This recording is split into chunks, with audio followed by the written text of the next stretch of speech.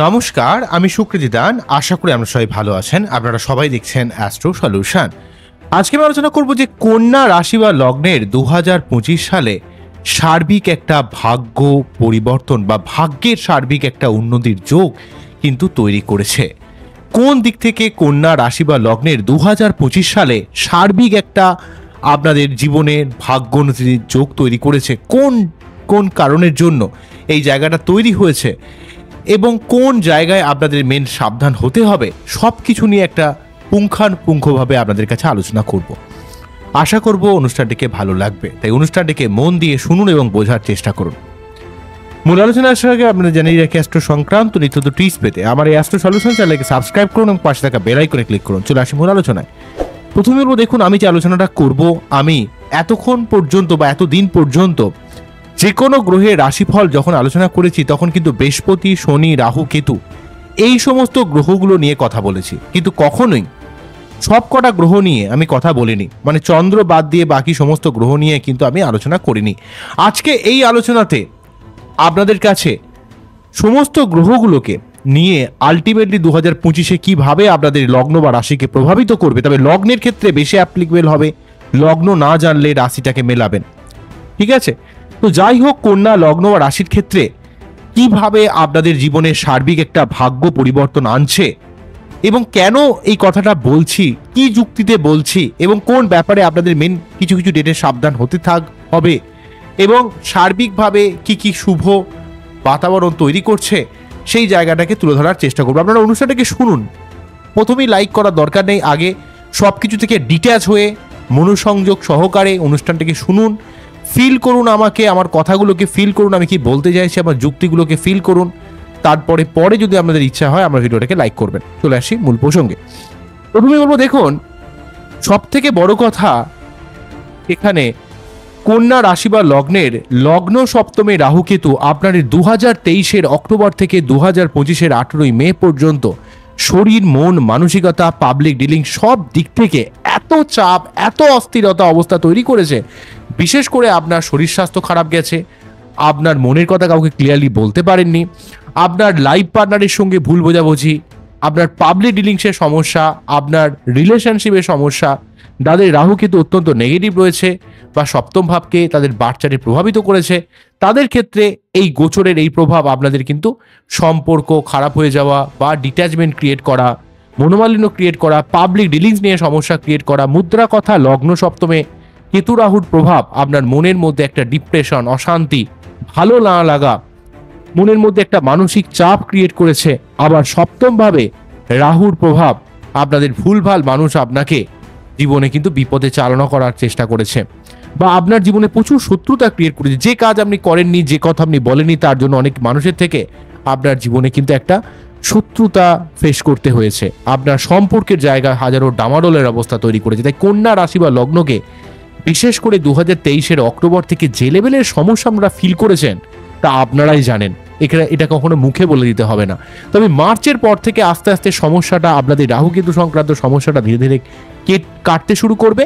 তবে 18ই মেতে যখনই রাহুকেতু রাশি পরিবর্তন করে ষষ্ঠ দ্বাদশে চলে যাবে, তখন সম্পূর্ণভাবে কিন্তু আপনার মন মানসিকতার মধ্যে যে চাপ, শারীরিক যে সমস্যা, রিলেশনশিপের যে সমস্যা, সেটা কিন্তু সম্পূর্ণভাবে চলে যাবে এবং আপনাদের ষষ্ঠ দ্বাদশে রাহুকেতু আপনার বিদেশ যাত্রা, বিদেশ থেকে অর্থ ইনকামের দিক থেকে কিছুটা ভালো, তবে একটু শত্রুতার ব্যাপারে, গোপন শত্রুর ব্যাপারে আপনাকে সাবধান হতে হবে এবং আপনার জীবনে খরচের ব্যাপারে একটু সাবধান হতে হবে এবং আপনাকে কিন্তু নিজের মাঝে মাঝে শরীর টরীর খারাপের ব্যাপারে একটু সাবধান হতে হবে। এই ব্যাপারগুলো একটু দেখবেন। ওভারঅলভাবে কিন্তু রাহুকেতু নেগেটিভ প্রভাবটা সম্পূর্ণ চলে যাচ্ছে। পরবর্তী চলে আসি বৃহস্পতি দেবের কথায়। বৃহস্পতি আপনাদের ক্ষেত্রে দুটো ভাবকে কন্ট্রোল করে, একটা হচ্ছে চতুর্থ ভাব এবং সপ্তম ভাব। তাই চতুর্থপতি এবং সপ্তমপতি বৃহস্পতিদেব কন্যা রাশি বা লগ্নের ক্ষেত্রে অত্যন্ত গুরুত্বপূর্ণ প্ল্যানেট। তো এই বৃহস্পতিদেব যখনই আপনারা প্রথম এই বছরটা শুরু হবে, তখনই কিন্তু বৃহস্পতিদেব আপনাদের নবম হাউসে রয়েছে। তো বক্রি থাকার জন্য ভাগ্যস্থানে থেকেও কিন্তু বৃহস্পতিদেব পুরোপুরি শুভ ফল দিতে পারছিল না। মাঝে মাঝে একটু আনসার্টেনিটি, মাথা গরম, পেটের সমস্যা, এগুলো কিন্তু ক্রিয়েট করে দিচ্ছিল। কিন্তু বৃহস্পতি যখনই 4 ফেব্রুয়ারির মার্গী হবে, নবম ভাবে থেকে মার্গী থাকা, মানে বুঝতেই পারছেন চতুর্থপতি এবং সপ্তমপতি 9th হাউসে মার্গী থাকা মানে আপনার 4 ফেব্রুয়ারি থেকে 14ই মে এই সময়কালে আপনার লাইফ পার্টনারের সঙ্গে সম্পর্কের উন্নতি হবে, আপনার অনেক ভালো ভালো মানুষের সঙ্গে কানেকশন বা যোগাযোগ তৈরি হবে। আপনি যে কাজই করুন না কেন সেখানে একটা ভাগ্যের সহযোগিতা আপনি কিন্তু ফিল করবেন।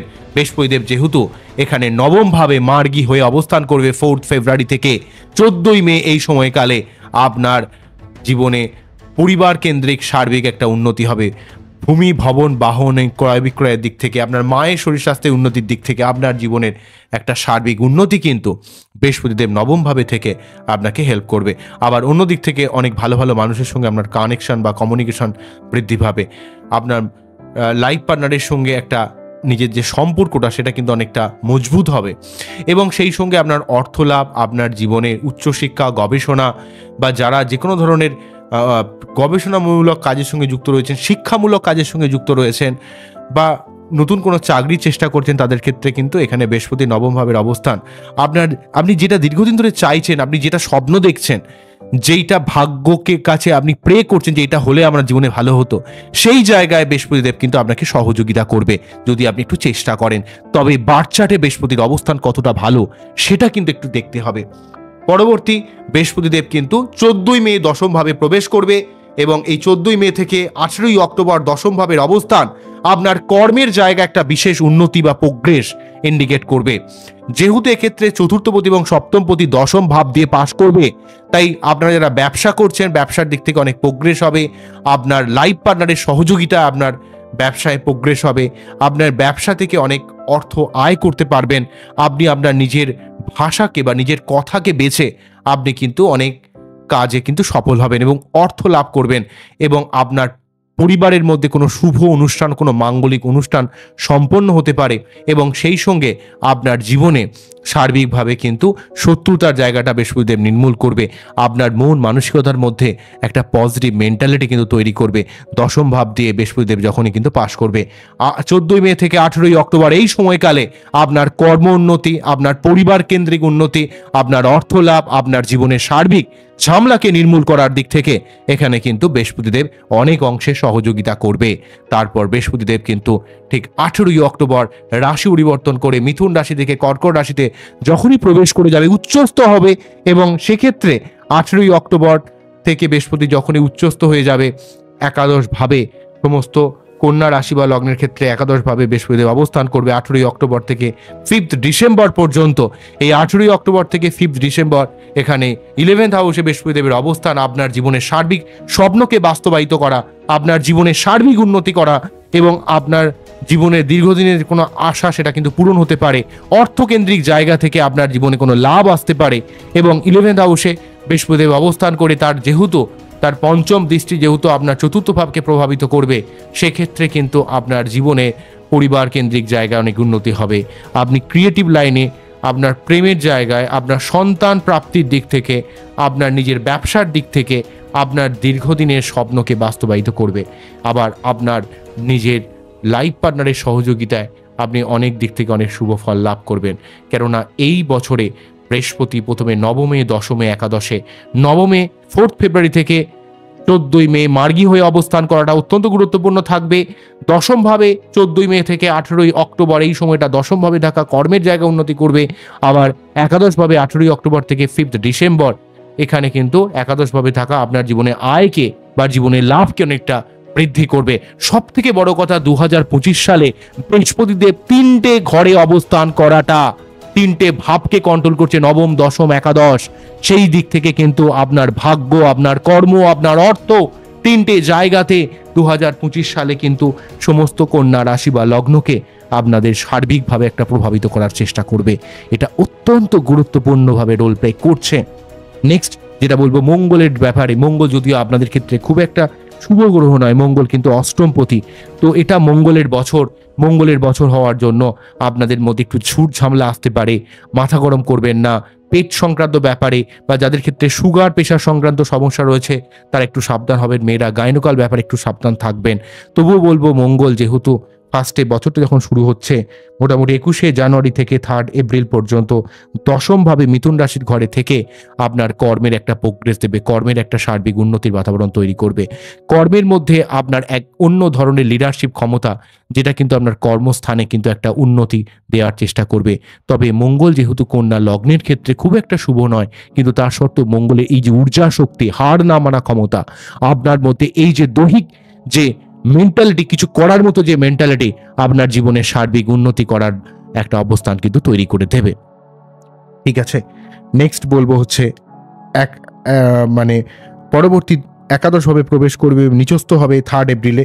3 এপ্রিলে কিন্তু মঙ্গল ঠিক পরবর্তী ঘর অর্থাৎ মিথুন রাশি থেকে কর্কট রাশির ঘরে প্রবেশ করে নিচস্থ হয়ে যাবে। তবে নিচস্থ অবস্থান, একাদশভাবে অবস্থান এক্ষেত্রে কিছুটা আপনার জীবনে ঝুটঝামলাকে নির্মূল করতে পারে। তবে একাদশভাবে মঙ্গল কিন্তু আপনার জীবনের অনেক অনেক কাজে লাভ বা আয় প্রদান করা, সম্পত্তি সংক্রান্ত ব্যাপারে আপনাকে অনেকটা হেল্প করতে পারে। আপনার জীবনে কোনো রকম বাস্তু সংক্রান্ত ব্যাপারে বা আপনার ভূমি সংক্রান্ত ব্যাপারে বা আপনার ভূমি, ভবন, বাহন বা যে কোনো রকম রিয়েল এস্টেট সংক্রান্ত ব্যবসাতে আপনার জীবনে অনেক উন্নতি হতে পারে, যেহেতু 11th হাউসে মঙ্গল অবস্থান করবে। যদিও নিচস্থ থাকবে, কিছুটা মাঝে মাঝে শরীর দুর্বল হতে পারে। দুর্বল শরীরের ব্যাপারে একটু সাবধান আপনাকে হতে হবে। সেই জন্য প্রতি মঙ্গলবার 3 বার করে হনুমান চল্লিশা পাঠ করা এবং আপনাকে কিন্তু মঙ্গলের মন্ত্র পাঠ করতে পারেন, সেটাও কিন্তু অনেকটা উপকার পাবেন। তবে 11th হাউসে মঙ্গল কিন্তু আপনার যারা স্পোর্টস রিলেটেড কোনো রকম প্রফেশনে রয়েছেন বা যারা বডি ওয়ার্ক সংক্রান্ত কোনো প্রফেশনে রয়েছেন বা কোনো ট্রেনার, জিমের, তারা হতে পারেন, বা যারা কোনো রকম গোয়েন্দা ডিপার্টমেন্টে রয়েছেন, যারা পুলিশ ডিপার্টমেন্টে রয়েছেন, কোনো অ্যাডমিনিস্ট্রেটিভ সেক্টরে রয়েছেন, তাদের ক্ষেত্রে 11th হাউসে মঙ্গল কিন্তু আপনার প্রফেশনাল লাইফ থেকে বা প্রফেশনাল জায়গা থেকে অনেক আয় উন্নতির জায়গা কিন্তু তৈরি করবে, অনেক আয় উন্নতি কিন্তু প্রদান করবে। পরবর্তী যেটা বলবো, ঠিক এখানে মঙ্গলদেব কিন্তু 7ই জুনে কিন্তু দ্বাদশভাবে প্রবেশ করবে। তখন কিন্তু আপনার এখানে অষ্টমপতি দ্বাদশভাবে অবস্থান আপনার জীবনে দীর্ঘদিনের করে না হওয়া কাজগুলোকে অনেকটা সফল করে দেবে। যেই কাজগুলো আপনি ভুলে গেছিলেন, যেগুলো আপনার হচ্ছিল না, সেই কাজগুলোকে কিন্তু আপনাকে অনেকটা সফল করে দেবে 7ই জুন থেকে 28শে জুলাই। যদিও দ্বাদশ ভাব, এটা দুস্থান, একটু রেগে যাওয়ার প্রবণতা থাকবে, কিন্তু তার সত্ত্বেও কিন্তু আপনার অনেক অনেক বিপরীত রাজ্য ক্রিয়েট করার জন্য পূর্বের কোনো অসম্পূর্ণ কাজ কিন্তু এই সময় সম্পন্ন হতে পারে। তো যাই হোক, এই জায়গাগুলো হলো। পরবর্তী আমরা শুক্রের জায়গায় চলে আসি। শুক্র কিন্তু ওভারঅলভাবে 2025-এ সার্বিক একটা শুভ ফল দেবে, যেহেতু শুক্র আমাদের ক্ষেত্রে দ্বিতীয়পতি এবং নবমপতি ভাগ্য এবং অর্থকেন্দ্রিক ব্যাপারে সমস্ত কন্যা রাশি বা লগ্নকে অনেকটাই হেল্প করার চেষ্টা করে। কিন্তু দুঃখের বিষয় এখানে বিশেষ করে 28শে জানুয়ারি থেকে 31শে মে মীন রাশির ঘরে তথা আপনাদের রাশি বা লগ্নের সপ্তম ভাবে উচ্চস্থ থেকেও মাঝে মাঝে রাহুযুক্ত, মাঝে আবার শনিযুক্ত বা শনি রাহুযুক্ত হয়ে বা বিভিন্নভাবে কিন্তু পীড়িত হয়ে থাকবে। তাই যত সময় পর্যন্ত মীন রাশির ঘরে শুক্র থাকবে, সেই সময়টা আপনাদের প্রতিটা কন্যা রাশি বা লগ্নের মানুষকে একটু সাবধান হতে হবে।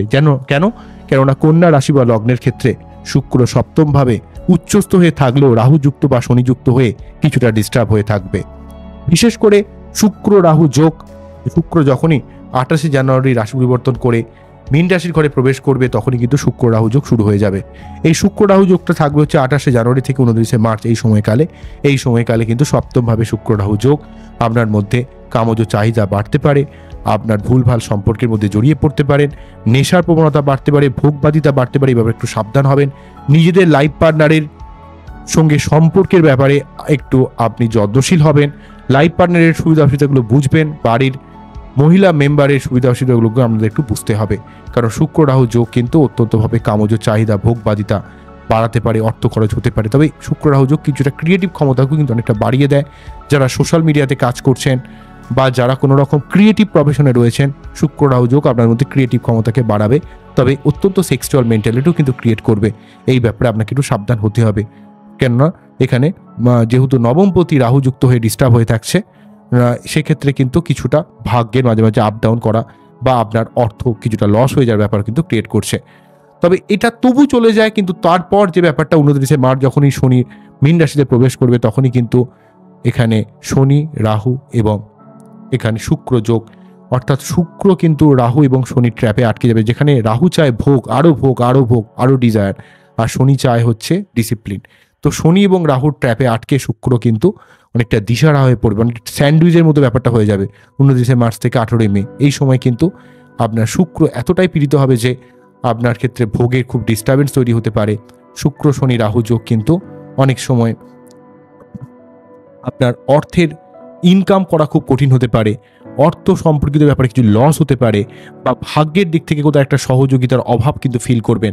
এবং যারা শুক্র প্রভাবিত যাদের বাচ্চা, তাদের দেখবেন শরীর টরীর খারাপ হওয়া, সর্দি কাশি সংক্রান্ত সমস্যা, বা রিলেশনশিপ সংক্রান্ত সমস্যা, একটা ভুল বোঝাবুঝি, কোথাও যেন একটা মনে সুখের একটা অভাব, কিছুই যেন ভালো লাগছে না, কি হয়েছে তার যেন ঠিক নেই, কোনো অনলাইনে কিছু অর্ডার দিলে সেটা যেন ঠিকঠাক আসছে না, সেটা ভুল হয়ে যাচ্ছে, ঠিক আছে, বা মানুষের সঙ্গে একটা বলছেন লোককে এক, লোক বুঝছে আর এমন একটা প্রবলেম, বা ইলেকট্রনিক্স গ্যাজেট খারাপ হয়ে যাওয়ার একটা ব্যাপারও ক্রিয়েট করছে। এই ধরনের একটা ব্যাপার কিন্তু শুক্র রাহু শনি এই যোগটাতে ক্রিয়েট করতে পারে, ঠিক আছে। এই ধরনের ব্যাপারে আপনাকে একটু সাবধান হতে হবে সমস্ত কন্যা লগ্ন বা রাশির এই সময়টাতে, বিশেষ করে 29শে মার্চ থেকে 18ই মে এই সময়টাতে। অন্যদিক থেকে রাহু কিন্তু 18ই মে কিন্তু রাশি পরিবর্তন করে কিন্তু চলে যাবে কুম্ভ রাশির ঘরে। তো সেক্ষেত্রে কিন্তু শুক্র শনি যোগ আবার শুরু হবে, তখন রাহু প্রভাবমুক্ত হবে। তবে শুক্র শনি যোগ 18ই মে থেকে 31শে মে এই সময়কালে একটু পরিশ্রম করলে, চেষ্টা করলে, লড়াই করলে তবেই কিন্তু অর্থ লাভ হবে, নাহলে কিন্তু অর্থ চট করে আসতে চাইবে না। তবে পরিশ্রম চেষ্টা করলে তবেই কিন্তু অর্থ দেবে। ভোগের দিক থেকে কিছুটা ডিস্টার্ব করলেও আপনি যদি পরিশ্রম করেন, যদি চেষ্টা করেন, যদি লড়াই করেন, সেক্ষেত্রে কিন্তু অর্থ লাভের সুযোগ সুবিধা কিন্তু শুক্র শনি যোগ কিন্তু তৈরি করে দেবে বলে আমি দেখতে পাচ্ছি। ওকে, তো এই যোগটা অত্যন্ত গুরুত্বপূর্ণ রয়েছে। তো শুক্র শনি যোগ কিন্তু আপনাদের জীবনে সার্বিকভাবে একটা অর্থ, যদি চেষ্টা করেন, পরিশ্রম করেন তবেই ইনকাম হবে, তবে কিছুটা ভোগের দিক থেকে ডিস্টার্ব ক্রিয়েট করতে পারে। তাই আপনাদের 28শে জানুয়ারি থেকে 31শে মে এই সময়কালে শুক্রকে আপনাকে প্রসন্ন করতে হবে। শুক্রের জন্য যে মন্ত্রপাঠ, ওং দ্রাম দ্রিম দ্রম সহ শুক্রানম, ওং দ্রাম দ্রিম দ্রম সহ শুক্রানম, ওং দ্রাম দ্রিম দ্রম সহ শুক্রানম, এই মন্ত্র পাঠ করতে পারেন। বা আপনারা বিশেষ করে 29শে মার্চ থেকে 18ই মে এই সময়কাল শুক্র সব থেকে নেগেটিভ থাকবে, তার জন্য কিন্তু দরকার হলে আপনারা ডায়মন্ড পড়তে পারেন, হোয়াইট জারকন পড়তে পারেন, বা রামবাসকের মূল ধারণ করতে পারেন, শুক্রের মন্ত্রপাঠ করা, সাদা ড্রেস পরা, পারফিউম ইউজ করা, এগুলো একটু করবেন। কেননা আপনার লগ্নের ক্ষেত্রে নবমপতি এমন ডিস্টারবেন্স কিছুটা, আপনাকে কিন্তু টাকা পয়সার ব্যাপারে সাবধান হতে হবে, ভুলভাল সম্পর্কের ব্যাপারে সাবধান হতে হবে, ঠিক আছে। সোশ্যাল মিডিয়া থেকে আপনাকে সাবধান হতে হবে, কারণ শুক্র সমস্যায় থাকলে কিন্তু অনেক দিক থেকে আপনার সমস্যা লাইফে আসতে পারে, শান্তির জায়গা অনেক বিঘ্নিত হতে পারে, ঠিক আছে। পরবর্তী যে ব্যাপারটা চলে আসি সেটা হচ্ছে নেক্সট হচ্ছে রবির ব্যাপারে। রবি কিন্তু ওভারঅলভাবে শুভ ফল দিচ্ছে, কারণ রবি কিন্তু আপনাদের ক্ষেত্রে দ্বাদশপতি। তো রবি কিন্তু মাঝখানে যে সময় রবি শনি যোগ বা রবি শনি রাহু যোগ থাকবে, তখন সেই সময়টা একটু সাবধান হতে হবে। এবং দুটো সময় মেনলিভাবে, প্রথমে কুম্ভ রাশির ঘরে ষষ্ঠভাবে কিন্তু এখানে 12ই ফেব্রুয়ারি থেকে 14ই মার্চ এই সময় কিন্তু শনি রবি যোগ থাকবে। তখন কিন্তু পিতা শরীর স্বাস্থ্যের ব্যাপারে বা কর্মক্ষেত্রের ব্যাপারে একটু সাবধান থাকবেন। কর্মক্ষেত্রে মান সম্মান হানি হতে পারে, এই ব্যাপারে আপনাকে সাবধান থাকতে হবে। শনি রবি যোগ 12ই ফেব্রুয়ারি থেকে 14ই মার্চ এই সময়কালে একটু সাবধান হবেন। আবার অন্যদিক থেকে নেক্সট যে যোগটা আবার তৈরি হবে, শনি রবি রাহু যোগ সপ্তমভাবে তৈরি হবে আপনাদের মীন রাশির ঘরে 29শে মার্চ থেকে 14ই এপ্রিল এই সময়কালে কিন্তু আপনাকে পিতার ব্যাপারে একটু যত্নশীল হতে হবে। আপনাকে কোনো রকম মানে অসম্মানজনক কিছু কাজ করলে সেটা কিন্তু খুব প্রবলেম ক্রিয়েট করতে পারে, কেননা রবি রাহু যোগ গ্রহণ দোষ, আবার শনি রবি যোগ বীজ যোগ এবং গ্রহণ দোষ রবির জন্য প্রচণ্ডভাবে একটা হার্মফুল ব্যাপার। যদিও রবি কিন্তু দ্বাদশপতি, কিন্তু রবির মধ্যে আমাদের জীবনের একটা ক্রিয়েটিভ ক্ষমতা, আমাদের মান সম্মান, প্রতিপত্তি, পিতা, কর্মের উন্নতির জায়গাটাকে ইন্ডিকেট করে। তাই এই সময়টা কিন্তু কর্মের জায়গায় একটু আপনাকে দায়িত্বশীল হতে হবে, বা পিতার শরীর স্বাস্থ্যের ব্যাপারে যত্নশীল হতে হবে। দুটো ডেট বললাম, 12ই ফেব্রুয়ারি থেকে 14ই মার্চ এই একটা সময়, কিন্তু তার থেকেও বেশি সাবধান হতে হবে 29শে মার্চ থেকে 14ই এপ্রিল, যেহেতু মীন রাশির ঘরে শনি রবি রাহু যোগটা থাকবে। সেক্ষেত্রে কিন্তু প্রতিদিন সূর্য প্রণাম করা, সূর্যের যে মন্ত্র পাঠ করা, ঠিক আছে। ওং হ্রাম হ্রিম রম সহা সূর্যায় নমঃ, ওং হ্রাম হ্রিম রম সহা সূর্যায় নমঃ, ওং হ্রাম হ্রিম রম সহা সূর্যায় নমঃ মন্ত্র পাঠ করতে পারেন। তবে সূর্যদেব দ্বাদশ ভাব দিয়ে সক্ষেত্রী যখন হবে, তখন কিন্তু আপনার ফাটকা জায়গা থেকে লাভ আনতে পারে, বিদেশ যাত্রা হতে পারে, বা আপনার উচ্চশিক্ষা বা গবেষণার দিক থেকে আপনি অনেক সাফল্য পেতে পারেন। 17ই আগস্ট থেকে 17ই সেপ্টেম্বর বা প্রফেশনাল লাইফে অনেক উন্নতি হতে পারে। আবার যখন দশম ভাব দিয়ে যখন পাশ করবে, তখন কিন্তু আপনার প্রফেশনাল জায়গায় একটা মান সম্মান, প্রতিপত্তি বা প্রফেশনাল উন্নতি একটা ব্যাপার তৈরি করতে পারে 15ই জুন থেকে 16ই জুলাই এই সময়কালে, ঠিক আছে। রবি যখন দশম ভাব দিয়ে মানে যখন মিথুন রাশির ঘর দিয়ে যখন পাশ করবে, তখন একটা উন্নতির যোগ রয়েছে। অন্যদিক থেকে শনি মোটামুটিভাবে আপনাদের 29শে মার্চ পর্যন্ত ষষ্ঠভাবে রয়েছে এই মুহূর্তে। তো 29শে মার্চ পর্যন্ত ষষ্ঠভাবে কিন্তু আপনার প্রতিযোগিতামূলক জায়গায় কিন্তু সফলতা প্রদান করে, শত্রুতা নির্মূল করতে সাহায্য করে, ঠিক আছে। আপনার জীবনে লোনকে শোধ করতে সাহায্য করে। কিন্তু ষষ্ঠ ভাব যেহেতু দুস্থান, তাই কিছু কিছু ক্ষেত্রে আপনার একটু মানে একটু অধৈর্য সংক্রান্ত সমস্যা ক্রিয়েট করা, হ্যাঁ, এবং অর্থকেন্দ্রিক মাঝে মাঝে একটা সমস্যা মাঝে মাঝে ক্রিয়েট করতে পারে যদি আপনি যদি খুব বেশি টাকা পয়সার ব্যাপারে সংযুক্ত না হন। তো যাই হোক, কিন্তু শনি 29 মার্চ থেকে প্রায় সেই 2027 3rd জুন পর্যন্ত প্রায় 2.5 বছর সপ্তমভাবে আপনাদের অবস্থান করবে। তাই আপনাকে টোটালি এই দীর্ঘ সময় 29 মার্চ 2025 থেকে 3rd জুন 2027 পর্যন্ত কিছুটা আনরোম্যান্টিক করে দিতে পারে। লাইফ পার্টনারের ব্যাপারে একটু যত্নশীল হতে হবে এবং আপনার ক্ষেত্রে একটা প্রেম ভালোবাসার রোম্যান্টিকতার দিক থেকে কিছুটা একটু নিরস প্রকৃতি করে দিতে পারে সপ্তমভাবে, যেহেতু শনি অবস্থান করবে সেই জন্য আপনাকে কিন্তু নিজের সম্পর্কের ব্যাপারে একটু সময় দিতে হবে। তো যাই হোক, শনি ওভারঅলভাবে সপ্তম ভাব দিয়ে যখন পাস করবে পঞ্চমপতি সপ্তমভাবে থাকার জন্য প্রেম বিবাহ যোগ তৈরি করছে, বা আপনার ব্যবসার দিক থেকে, আপনার জীবনের সার্বিক পাবলিক ডিলিংসের দিক থেকে, জীবনের কর্মের উন্নতির দিক থেকে আপনাকে শনিদেব কিন্তু সর্বার্থক একটা শুভ ফল দেবে। কিন্তু দুটো সময় কিন্তু শনি বক্রি থাকবে, একটা হচ্ছে 13 জুলাই 2025 থেকে 28 নভেম্বর 2025, এই সময়টা বক্রি থাকবে। আবার 2026 সালে 27 জুলাই 2026 সালে 27 জুলাই 2026 থেকে 11 ডিসেম্বর 2026 বক্রি থাকবে। সেই সময়টাতে একটু অধৈর্য হবেন না, মাথা ঠান্ডা রেখে কাজ করবেন, সম্পর্কের ব্যাপারে সাবধান হবেন, লোককে স্টেট কার্ড কথা বলবেন না, এগুলো একটু দেখবেন। তো যাই হোক, পরবর্তী চলে আসি বুধের ব্যাপার। বুধ কিন্তু আপনাদের লগ্নপতি বা রাশিপতি। ওভারঅলভাবে 2025 সালে আপনাদের বুধ কিন্তু সার্বিকভাবে শুভ ফল দেবে, কিন্তু যে সময়টা বুধ বক্রি থাকবে কিছুটা আনস্টেবিলিটি দেখাবে। যেমন ধরুন, কুম্ভ রাশির ঘরে বুধ ষষ্ঠভাবে বক্রি থেকে কিছুটা শরীর টরীর খারাপ করা, মিসকমিউনিকেশন ক্রিয়েট করা। 26 ফেব্রুয়ারি থেকে 21 মার্চ এই সময়টা একটু সাবধান হবেন। আবার এখানে বুধ কিন্তু বক্রি থাকছে 29 জুন থেকে 24 জুলাই পর্যন্ত। প্রথমে কর্কট রাশি ঘরে, তারপর মিথুন রাশি ঘরে বক্রি থাকবে 11th হাউসে এবং 10th হাউসে। তাই আপনাকে কিন্তু প্রথমে ইনকামের জায়গায় মাথা ঠান্ডা রাখতে হবে এবং তারপর 7 জুলাই থেকে 24 জুলাই কর্মের জায়গায় আপনাকে সাবধান হতে হবে। আবার কিন্তু বুধ কেতু যোগ কিন্তু 22 আগস্ট থেকে 7 সেপ্টেম্বর সিংহ রাশি ঘরে দ্বাদশভাবে থাকার জন্য কিছুটা ব্যয় বাড়তে পারে, কিছুটা একটা মিসকমিউনিকেশন, লোককে বললেন এক, লোক বুঝলো আর এক, বা আপনি যে কাজ করেননি, যে কথা বলেননি, তার জন্য হয়তো আপনাকে কিছু দোষারোপ পেতে হতে পারে। এই ধরনের কিছুটা সমস্যা কিন্তু ক্রিয়েট করতে পারে, যেহেতু বুধ বা কেতু ওভারঅলভাবে আপনার বার্থ চার্টে যখনই পাস করবে 22 আগস্ট থেকে 7 সেপ্টেম্বর, খুব অল্প সময় যদিও, তো 22 আগস্ট থেকে 7 সেপ্টেম্বর এই সময় দ্বাদশ ভাব দিয়ে তখন একটু সাবধান হবেন। তাহলে 3টে সময় বললাম, 26 ফেব্রুয়ারি থেকে 21 মার্চ তখন কুম্ভ রাশি ঘরে ষষ্ঠভাবে বক্রি থাকবে। আবার 29 জুন থেকে 24 জুলাই এই টোটাল সময়টা বক্রি থাকবে। তার মধ্যে 29 জুন থেকে 7 জুলাই পর্যন্ত কর্কটের ঘরে একাদশভাবে বক্রি থাকবে। 7 জুলাই থেকে 24 জুলাই মিথুন রাশির ঘরে 10 নম্বর ঘরে বক্রি থাকবে। তাই কর্মের জায়গাটা আপনাকে তখন সাবধান হতে হবে। আবার আপনাদের বুধ কেতু যোগটা 22 আগস্ট থেকে 7 সেপ্টেম্বর তখন কিন্তু সিংহ রাশির ঘরে এখানে বুধ কেতু যোগ কিছুটা মিসকমিউনিকেশন তৈরি করা। তাই ওভারঅলভাবে বলতে গেলে কন্যা রাশি বা লগ্নের ক্ষেত্রে রাহু কেতুর প্রভাব মুক্তিটা 2025-এ অত্যন্ত গুরুত্বপূর্ণ হয়ে দাঁড়াবে। কেননা রাহু কেতু কিন্তু দীর্ঘদিন ধরে যে নেগেটিভ প্রভাব আপনাদের লগ্ন সপ্তমকে প্রভাবিত করে রেখেছিল সেই জায়গাটা সম্পূর্ণ চলে যাচ্ছে। এটা 2025-এ অত্যন্ত গুরুত্বপূর্ণ। এবং আরেকটা সব থেকে যেটা গুরুত্বপূর্ণ, 2025-এ বৃহস্পতির মেন 3টে ভাবকে আপনাকে কন্ট্রোল করবে।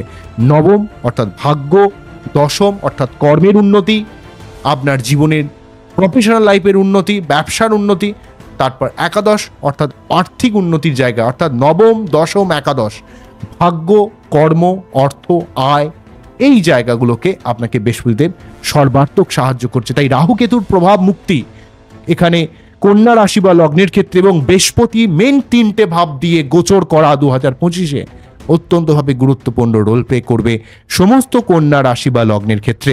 তাই সমস্ত কন্যা রাশি বা লগ্নের ক্ষেত্রে এই সময়টা অত্যন্ত গুরুত্বপূর্ণ হয়ে দাঁড়াচ্ছে বলে আমি দেখতে পাচ্ছি। তো বোঝা গেল কি বললাম? তো যাই হোক, আবার টোটাল অনুষ্ঠানটিকে কতটা ভালো লাগলো সেটা কিন্তু অবশ্যই আমাকে কমেন্ট সেকশনে জানাবেন, এবং অনুষ্ঠান যদি সত্যি ভালো লেগে থাকে অবশ্যই একটা লাইক করবেন। আপনারা খুব ভালো থাকুন এবং অ্যাস্ট্রো সলিউশন দেখতে থাকুন। নমস্কার, থ্যাংক ইউ।